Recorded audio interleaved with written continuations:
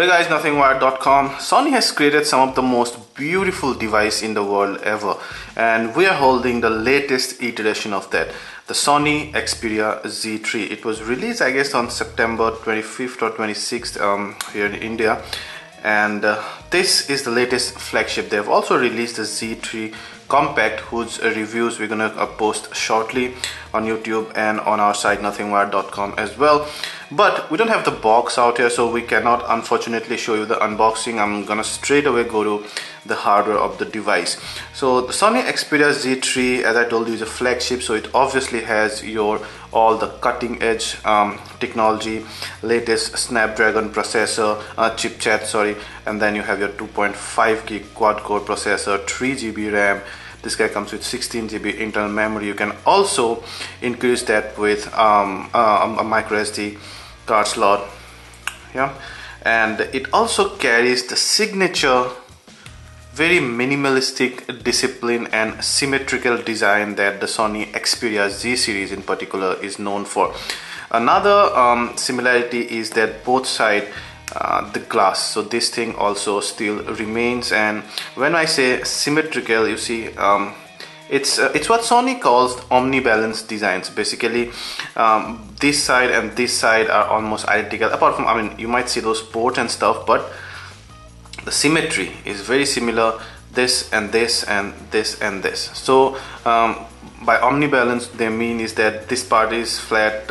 If this part is flat, then this part's not gonna be concave or something like that. So they both opposite sides are almost similar in terms of the design, let's say flat, or that kind of stuff. I don't know what they're called exactly.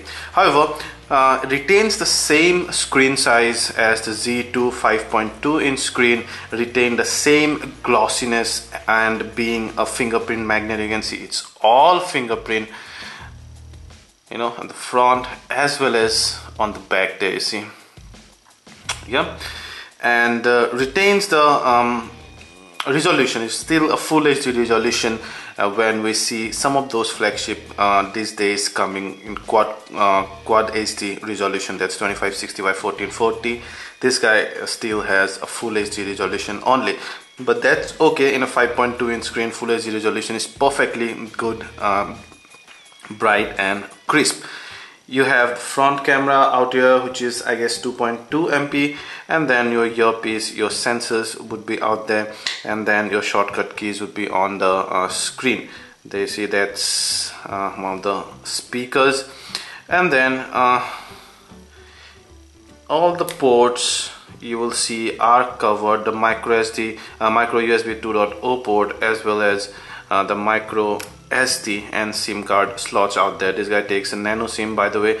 All ports are closed because, again, like the Xperia Z series before it, the Xperia Z3 is an IP65 and IP67 certified device. Now IP65 is for dust and water resistant, mainly a short burst of water falling on it. It says that this guy will be resistant to that. And IP67 because you can now keep this device at up to 1.5 meter depth for about 30 meters. Some of the earlier Xperia Z, I think, could be kept only up to 1 meter. So in that terms, this guy's that water resistant level is more. So quickly, I'm going to show you the ports, but before that, just like the Xperia Z, again, you have a single aluminum slab surrounding the two glass slab, and you have the whole housing inside. It's not exactly thinnest, but because it's very symmetrical, it looks and feels very, very thin, and goes inside your pocket very nicely. Although it's a big device, very prominent vertices, so they're definitely gonna poke out if you're wearing a tight jeans. But as far as the thinness is concerned, it's very, very thin, 7.7 mm, I guess, so not very thin. So your micro USB 2.0 port, I showed the dock connector, and then your eyelet for your lanyard, one of the rarest features or ports or whatever you call in this device nowadays. and then you have your dedicated hardware camera key. You can customize this volume rocker, your steel or metal power key, and then micro SD and nano SIM card slot. 3.5mm jack, which is again water resistant, so if water goes in, it does not go inside, does not reach the housing inside. You have a noise cancelling mic. Behind it retains, I guess it retains the same camera of the Xperia Z2, which means that you have the Sony G lens, G meaning the Konica Minolta lens that Sony has acquired long ago, and it also has the same sensor size of 1 by 2.3 inch, 20.7 megapixel crammed into that small sensor. A single LED flash, you have NFC tag here, the Sony branding and the Xperia branding. So that's about it, the Xperia Z3. It's not at all radically different than the Xperia Z2, or for that matter the Xperia Z1 as well, which is good in a sense because we absolutely love the design of the Xperia Z. The only bad thing is you need to carry a handkerchief or you need to carry a cloth all the time, because you need to almost all the time keep wiping this device clean, because this guy is a fingerprint magnet. See, both on the front and back, then that really reduces that sexy appeal of the device at times really. The Xperia Z3 has one of the best displays in the market. It has a 5.2 inch screen, full HD display, very crisp, very bright. But not only that, it also has some of Sony's TV technology, like for example Mobile Bravia engine, triluminous display and X Reality that kind of enhances the richness of the color. Now we're gonna check out our color card as always, and you can see the colors are actually rendered very good. You see, very good and rich. But at times you would see, like for example this red color palette, you can see this one slightly on the orange side, but this actually is very red and nowhere near the orange side. So as I told you, the X Reality engine really makes the color pops out, so it kind of digitally enhances the richness of the color a bit, but that makes the color and all photos and everything pops out, but at times it just kind of away from what the natural color is. You can see even if I zoom in, then the details are there, very sharp, and even if I zoom in to the maximum, you can see the details perfectly out there. So a brilliant display, one of the best displays in the world. I'm gonna check out a movie and see how it looks in the movies. Also, the viewing angle is amazing. I don't have the display at the full brightness. At full brightness, it actually is very sharp. You can see sharp and bright. Now when I enhance this to full brightness, see, it's extremely bright. The viewing angle becomes superb.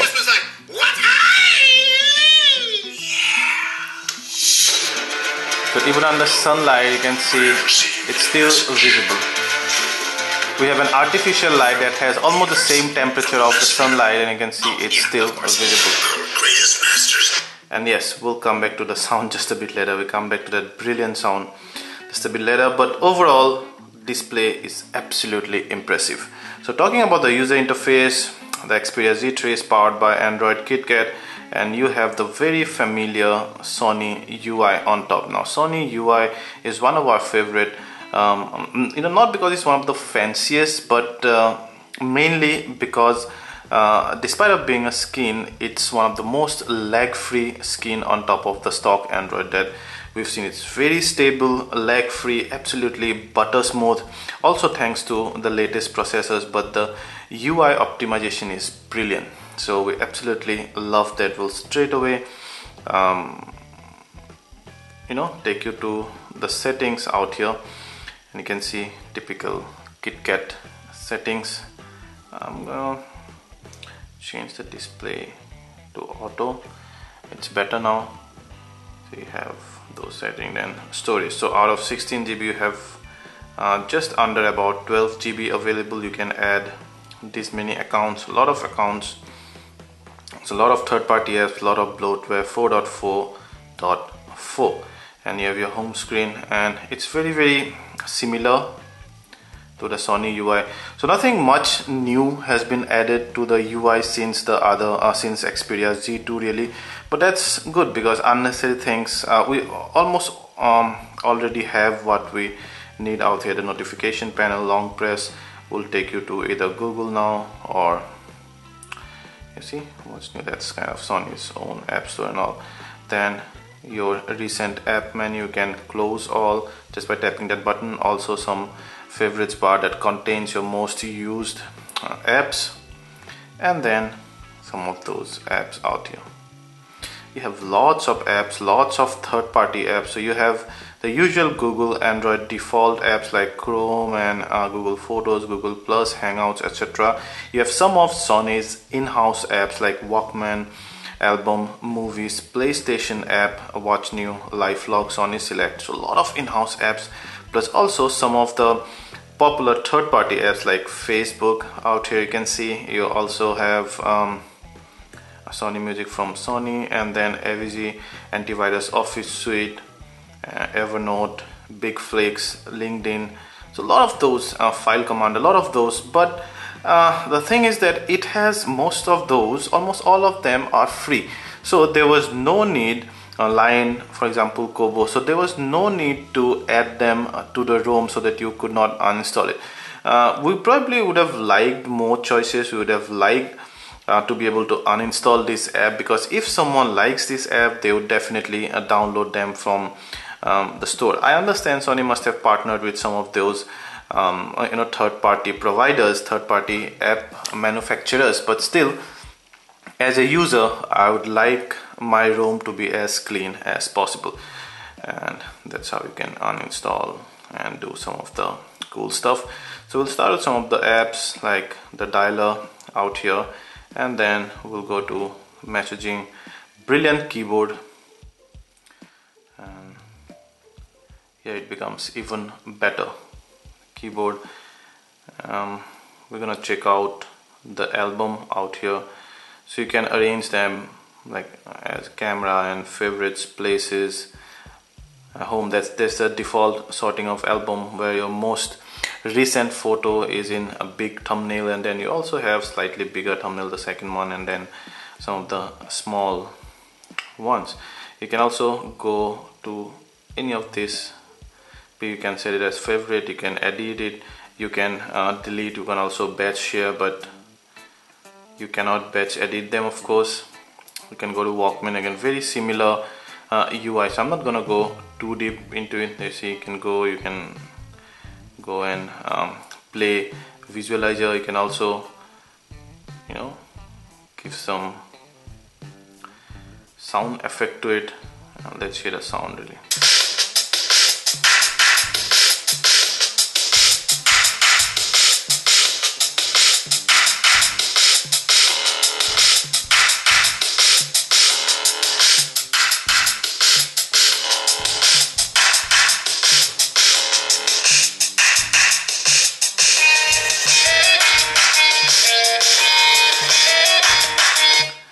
One of the problems we had with the Xperia Z2 is that the speaker quality was not as good as we expected. The sound was not loud enough, and the main reason for that was the almost water resistant case. So we suspected that probably the speakers also were surrounded by thick material, or that kind of a water resistant or dust resistant material, so the sound could not come out properly.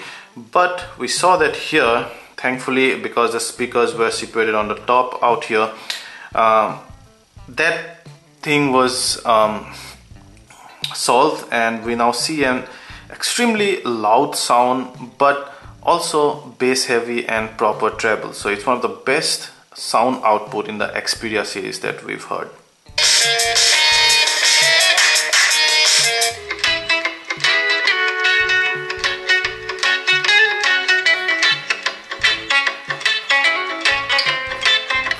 Also, you can see the frequency response is very good. You can hear almost every note here very clearly.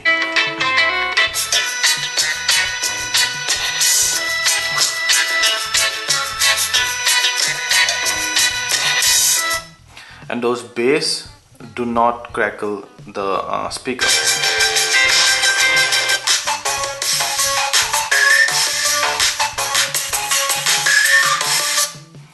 Brilliant sound output. Now we're just gonna confirm that by viewing of video. You've already seen the video. We love the sound output. Let's see.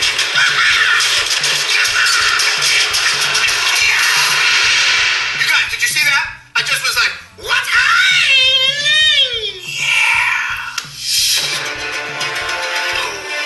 I have received a message from the universe. From the messenger.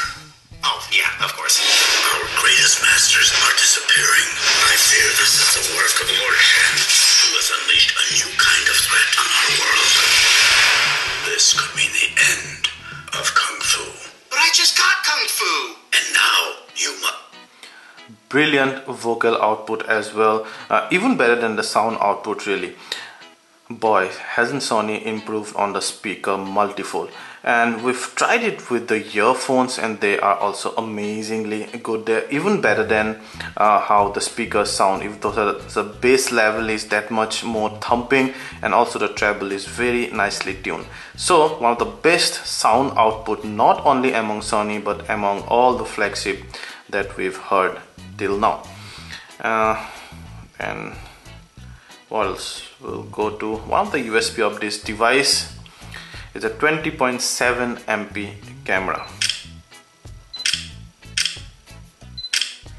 So it takes some time acquiring the focus, but it's very fast nonetheless. So the Xperia Z3 kind of retains the same Z2 camera. So you have 20.7 megapixel crammed in a 1 by 2.3 inch sensor that has the Sony G class. It also has a relatively fast f by 2.2 maximum aperture, and also the ISO goes up to 12,800, which is very commendable, mainly thanks to the Exmor R stacked sensor, where most of the mechanical parts sit behind the pixels so that the pixels can gather all the light and they are not lost. So the UI, it's pretty much standard as you've seen in other Xperia devices. Of course, I have the aspect ratio in 4:3, where only I can get 20.7 megapixels. This is one of the downside actually. Once I go to a widescreen mode, and I'm sure many of you would like to shoot in the widescreen mode, in that mode the pixel resolution reduce quite a lot actually, and you will see here in the manual mode. So you see 20.7 in aspect ratio 4:3, alright, but once you go to 16:9 aspect ratio, it reduces about 5 megapixel. So that's a bad thing. So this is not a true widescreen sensor, but it's okay. Your DSLR also click at 3:2 aspect ratio, so that's about fine. You have your front camera out here, the flash settings, you can switch it on or off, and then your white balance, and then some of the scene mode. So you have a lot of shooting modes here. Superior auto, where the camera takes the matter into its own hand, then manually can adjust some of those stuffs. You have all sound, photo and augmented reality fun, and then your multi-camera. It also records 4K video, not the cinematic 4K, more like UHD video, and then again many of those. You can also download some of the other shooting modes, and then that's the video mode. The video mode always records at 16:9 aspect ratio, widescreen ratio, and it records at normal mode up to full HD 60 frame per second. Of course, you can go to 4K just by going there. Now coming to the photo and video quality, they are excellent under inner flight. They are very detailed. 20.7 megapixel, meaning you get a lot of information. Exmor RS sensor, meaning that you do not have any lights lost that are falling on the pixels due to those mechanical wires and all, because now those mechanical parts are situated behind the pixels. So the pixels or the diodes basically occupy the whole sensor. So even if you zoom in a lot, then the details are not lost. Those pictures are perfectly printable. Under low light also, I think it has checked the noise level up to a great deal in the Xperia Z3, even the Z2 actually. But still, because it has too many pixels, when you bump up the ISO beyond, I guess, 800, the noise starts to creep in. You would almost never shoot at 12,800. We never recommend.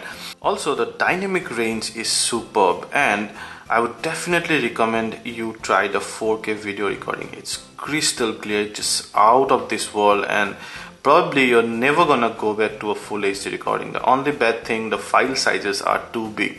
But remember, shooting something important full HD and shooting is worse than actually shooting the same thing at 4K and then downgrade it to or downsample it to full HD. So I would rather shoot at 4K and downsample it to full HD than shooting at full HD.